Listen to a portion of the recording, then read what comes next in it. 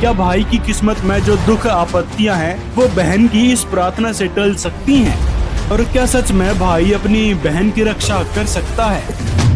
यदि सच में ऐसा होने लगता तो संसार में कोई दुर्घटना होती ही नहीं। ये बेमतलब की बकवास है। ये जग की रीत से हमने वापस हटना है। क्या आज इस प्रकार के कारनामे हो सकते हैं? आज भाई कहीं और है, बहन कहीं और। क्या वो भाई दूर बैठी उस बहन की रक्षा कर सकता है? और बहन की तो छोड़ो, क्या भाई खुद की रक्षा कर सकता है?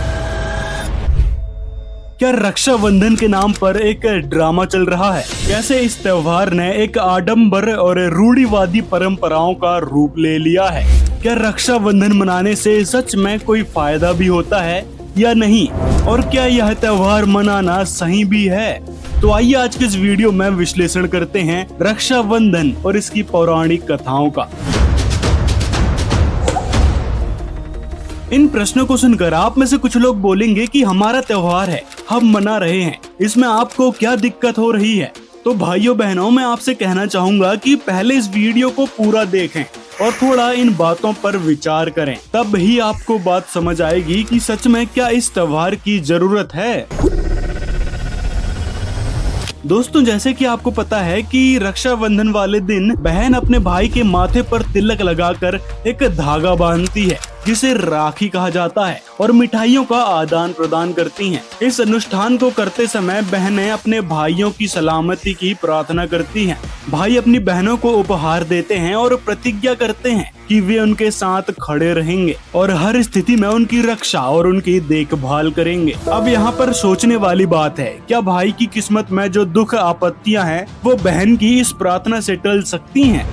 या बहन के जीवन में जो कष्ट आ रखे हैं या फिर जो आएंगे, क्या वो इस त्योहार से खत्म हो सकते हैं? और क्या सच में भाई अपनी बहन की रक्षा कर सकता है? यदि सच में ऐसा होने लगता तो संसार में कोई दुर्घटना होती ही नहीं। अब आप ही इन बातों पर विचार करो कि क्या रक्षाबंधन से लोगों की सच में रक्षा होती है? क्या कर्म के बंधन यानी जो प्रारब्ध के कर्म हैं वो टल जाते हैं? क्या भाई बहन के जीवन के संकट राखी के धागे से रोके जा सकते हैं? क्या व्यक्ति अपने भाग्य के अनुसार मृत्यु को प्राप्त नहीं होगा? क्या किसी दुर्घटना में मारे गए व्यक्ति की बहन ने उसके लिए रक्षाबंधन में ये प्रार्थना नहीं की होगी? जैसे इस आर्टिकल में देखिए, रक्षाबंधन पर्व मनाने जा रहे 2 युवकों की दुर्घटना में मौत। रक्षाबंधन से पहले दर्दनाक हादसा, सुनी रह गई कलाई। भाई को राखी बांधने जा रही बहन की हादसे में मौत। राखी बांधने जा रहे थे, कुत्ते को बचाने के चक्कर में बहन की मौत गई और ये हादसा रक्षाबंधन के दिन ही का था। और दोस्तों, विचार करो कि शहीद होने वाले सैनिकों की बहन ने अपने भाई के लिए क्या दुआ नहीं मांगी होगी। ऐसे ढेरों खबरें आपको देखने को मिल जाएंगी। जिस भाई से मैं अपनी रक्षा के लिए गई थी उसकी रक्षा भी नहीं हो पाई, वो अपने नहीं कर सका। तब उसने ज्ञान हुआ, तब वो कहती है कि सचमुच हम कति भूल में थी। अपने भाई को भी कहा, बेटा भाई आजा, तू भी भगवान का राखी बांध और मैं भी बांधू, यानी नाम लो और ये रक्षा सूत्र आपका सदा साथ देगा, भाई का भी बहन का भी। और बेमतलब बातें कर रखी। उस रक्षाबंधन के दिन किसी का भाई नहीं है तो रोती है कोने में बैठकर वो बहन। फिर ये बात का सिस्टम, जिस बहन का भाई नहीं है वह दूसरों के मुंह की तरफ देखती है, कौन आएगा हमारे घर। तो पुण्यात्माओं, ये बेमतलब की बकवास है। ये जग की रीत से हमने वापस हटना है और अपने जीवन को नए सिरे से सेट करना होगा। इस त्योहार को मनाने के पीछे कई सारी कहानियां जुड़ी हुई हैं, जिसमें कुछ कहानियां ये प्रसिद्ध हैं, जैसे कृष्ण द्रौपदी की, रानी कर्णवती और हुमायूं की, राजा बलि और माँ लक्ष्मी की, देवराजेंद्र और देवराजेंद्र की बहन इंद्राणी की, युधिष्ठिर और सैनिकों की कथा भी प्रचलित है। युधिष्ठिर ने बांधी अपने सैनिकों को राखी, फिर युद्ध में युधिष्ठिर विजय हुआ, तब से ही रक्षाबंधन मनाया जाने लगा।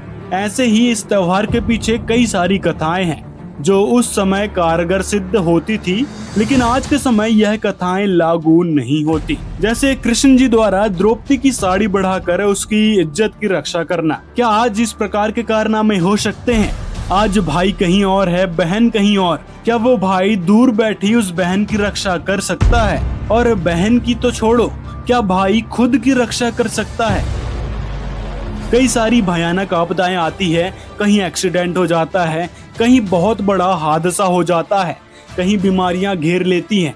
तो कहने का मतलब है कि भाई खुद अपनी रक्षा नहीं कर सकता तो बहन की कहां से कर देगा। पुरानी कथाएं जो भी प्रचलित हैं वह उनके तक ही सीमित हैं। ऐसे एक दिन रक्षाबंधन बांध कर और ड्रामा करने से कोई फायदा नहीं है। इससे तो बेहतर है कि हमको चाहिए परमात्मा की सद्भक्ति करें, उन यथार्थ मंत्रों का जाप करें और उन मंत्रों के जाप से वह परमात्मा हमारी ही नहीं हमारे परिवार की भी रक्षा करेगा। सभी दुखों को दूर करने में वह परमात्मा ही सक्षम है, ना कि भाई अपनी बहन के दुखों को दूर कर सकता है, ना ही बहन की प्रार्थना अपने भाई के दुखों को समस्याओं को दूर कर सकती है। इस एक दिन रक्षाबंधन के नाम पर आडंबर कर देने से, बहन भाई को मिठाई खिला देने से और कुछ चंद रुपए एक दूसरे को दे देने से क्या उसकी साल भर रक्षा या मदद हो सकती है? इस पर आप ही विचार कर सकते हैं। अब आप सोचेंगी कि क्या हमारे पूर्वज पागल थे जो रक्षाबंधन का त्योहार मनाते आ रहे हैं, रीति रिवाज परंपराएं करते आ रहे हैं? तो जवाब है कि वो लोग शिक्षित नहीं थे, बस देखा देखी कोई भी क्रिया शुरू कर देते थे। जैसे उनको किसी ने बता दिया कि पीपल के पेड़ की पूजा करने से, उस पर जल चढ़ाने से बहुत फायदा होता है, सारे दुख दूर हो जाते हैं, तो बस हमारे पूर्वज लग गए उसी काम में।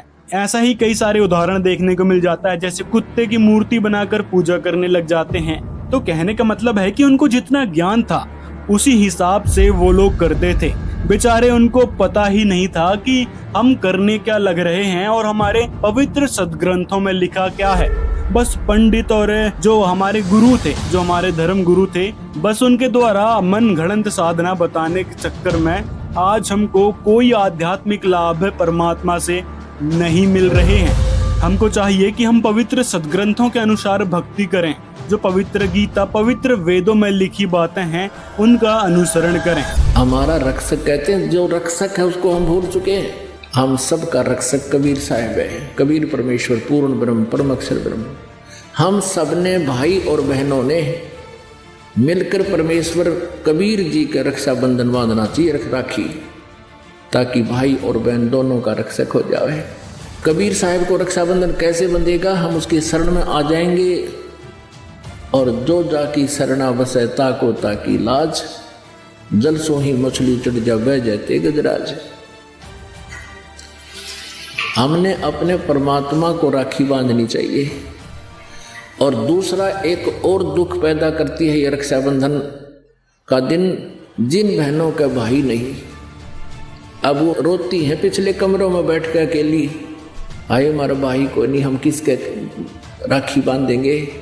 कोई चाचा के, कोई ताऊ के, कोई मामा के भाइयों की मुंह की तरफ ताकेंगे हैं, और फिर वो न सोचेंगे या पैसे लेने की मारी यहाँ आ जाती है, चाहे ना कहें पर अंदर में ज़रूर अवश्य होगा, ऐसा होगा। और हमने ऐसा ना करना है, हमने अपने ऊपर कर्जा नहीं चढ़ाना किसी का। तो इसलिए हमने रक्षाबंधन का त्यौहार कैसे मनाना है? परमात्मा का नाम ले लेना है। और फिर ये 10वें दिन यहाँ त्यौहार होता है, सत्संग होता है, इसमें आकर के हमने इस परमात्मा के ज्ञान को सुनना है। तो ये इस तरह की जो रीति रिवाजें हैं ये हमें पीड़ित करने के लिए है, हमारे को एक दूसरे से दूर करने वाली है। अब रिवाजें बन गई हैं कि बहन राखी बांधना आवेगी, उसको कुछ देना पड़ेगा, एक मजबूरी सी बन गई। तो ये भी हमारे नाते में दरार पैदा करती है।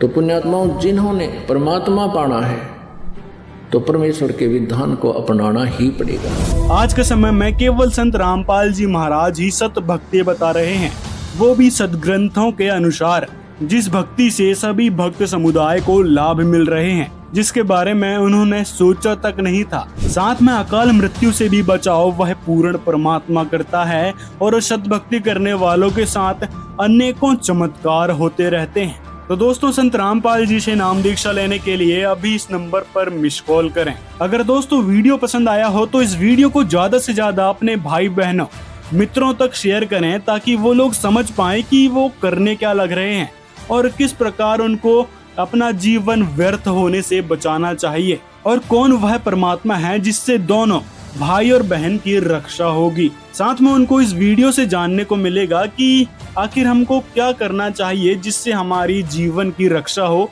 हमारे दुख और आपत्ति टले।